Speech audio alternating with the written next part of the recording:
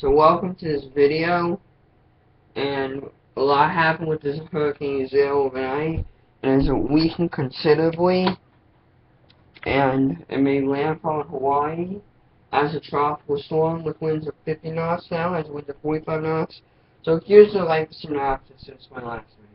Hurricane Iselle started to really fall apart. It started to become elongated, started to break up, similar to most storms that approach Hawaii.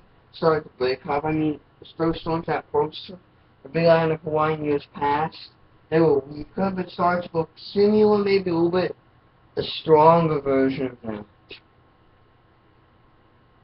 And it started to become significantly less organized, and the cloud tops even started to warm a little bit, and it didn't look too good on radar. And the system obviously lost its ire. It's still kind of an eye-like feature, indicating that the system was still at least a mid to upper grade tropical storm. But then it started to look like similar, but then the mid-level and low-level circulations appear to separate. We don't know what the LC is right now. It's probable that both the MLC and the LLC separated as it may shortly before landfall, and it caused it to develop a structure. And the MLC moved inland while the LLC stayed offshore, and it caused it to have a structure very similar to Hurricane Bud, how it weakened in abruptly going from a major to pretty much nothing within a day. It was very, very similar to that. It started looking, and pretty much the appearance collapsed. Then all of a sudden, it appeared as it would not even make it as a tropical cyclone to the Big Island, because in addition to mountains, were also kind of sending the circulation south. There's 13,800 feet up there, so and weird things just happen when storms approach Hawaii. Just weird, because it's so mountainous. It's somewhat similar to what you observe in the West Pacific and Taiwan, in the Atlantic with Jamaica and Hispaniola, but more so. See, in Hispaniola, that's what, 6,000, 7,000, 8,000 feet. This is almost 14,000 feet. Even Maui, that's about, give or take a few, 10,000 feet. Oahu and Kauai, I mean, those are smaller, but those are smaller, they don't have nearly as high peaks. And so is the other ones. So is the other islands, but that just gives you an example on how strange these systems can be. And no one could really anticipate it. I personally had a feeling this would happen to some extent, because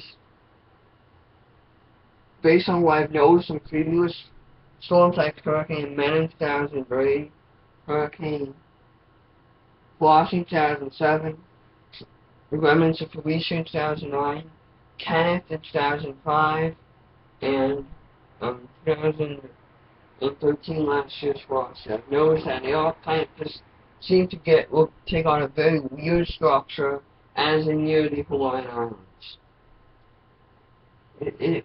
I mean, when you have storms, when you have a weak tropical storm in your Hispaniola, it generally becomes an open wave. It's pretty much a guarantee.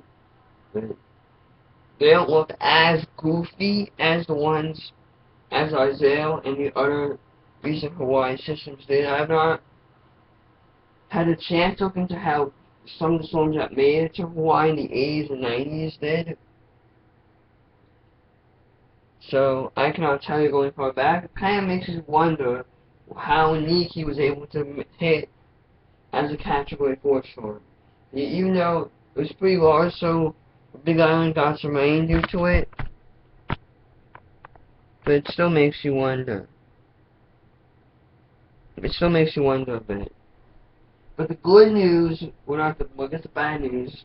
Then all of a sudden, just when things appeared bleak, Iselle just continued to be just this warrior and kept redeveloping deep convection near the center. And just made this giant flare that significantly enhanced rainfall. Significantly. And now I saw this to be what looked like Hawaii had dodged a bullet. Once again, looking a little bit somewhat bleak, though so far. Impact reports are less than I expected, but they still have about 35% of the storm to go. I mean, the core is past it, but they still have some outer bands. They This was the second half of the storm. This was some pretty heavy rain, but some of it is passing south of the Big Island. Maui's got hard hit to some of the thunderstorms that weekend before hitting the state, hitting the county rather. And then Oahu is getting a lot of rain, but not particularly heavy, but still rain. It's kind of more of an inconvenience kind of system, but the effects overall are more severe than Flossie last year, based on what I've seen so far. And this entire storm is not completely moved through yet, so we really can't tell so much. And then, anyway, back to what I was saying about landfall. Then it finally, somehow, found the way, despite all this, despite the system was pretty much the perfect place, the perfect time to do it, at the perfect time. Despite the Great Hawaiian Shield, which had finally kicked in, like right before landfall. Like I said, I didn't think it was going to have as much of an effect as it did. This storm was hard part. Then convectionally developed, and around 2:20 in the morning Hawaii time, storm made landfall as a 50-knot tropical storm. Like south of Hilo near like the Volcanoes Park area, and now the center tried to reform to the east, possibly reforming to the east, and the system has likely crossed the Hawaiian Islands by now, and will likely soon be emerging into the Pacific Ocean again, likely be all torn up and beat up. So, in addition, Hurricane Julio is still out there. It was amazing last night, but it's leading to 9 knots and should pass north of Hawaii, but it's still a slight threat, and in case the track changes interest in Hawaii, are advised to continue to monitor the progress of Hurricane Julio. Now, looking at the long run, looking ahead next week, there could be a slowdown, but conditions still appear, and there's some models supporting the CFS, JFS, and CMC, like towards the middle and end of next week at some additional cyclone genesis, like to the west of the Mexican coast. And, well, so far the system's implied for the most part will be weak, so a few runs are maybe is quite powerful. It's a quite powerful hurricane. It's that time of year again when we had to start watching the west coast of Mexico. And we do have an investment in E out there, but it's not likely to perform. And there's another kind of trip for thought is that Iselle, like, kind of a landfalling storm puts more stress on you than like a system. When you're tracking a system that's like out in the middle of nowhere where it's a little bit more fun. And I kind of know what these Atlantic guys felt like. It's so weird that you're just getting bombarded with news and have to communicate with so many people. You was like, from a hurricane center perspective, if I was working for a hurricane center, hypothetically, then you'd be bombarded with stuff when a system is landfall. I mean, when a system's far from land, it's kind of more fun. At least from a tracker perspective, it's more fun than having to watch these new lands. You can't root for it all. Tracking this, don't get me wrong, it's a lot of fun, but it's just so many things. You gotta listen to, I was listening to some Hawaiian news streams. I was like, yeah, I don't even want to do this. It's like, it's a more stressful situation overall. It's more fun. I kind of see how it does kind of takes a beating on you more, mentally and physically. And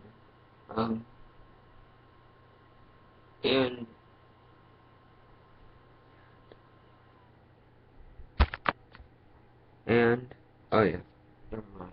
Oh, I got disconnected. I'm sorry. I thought my video got disconnected. But anyway, it's just more fun overall when they don't affect my head. But we'll see. It's been a pretty fun season overall. though I'll admit I can use a little break the next few days. I don't care as much as Julio from a tracker perspective. So I'd like for us to do a couple of me or do a video on it tomorrow with predictions tomorrow. It's still a threat to the United States. Anyway, that's it for this video, and bye.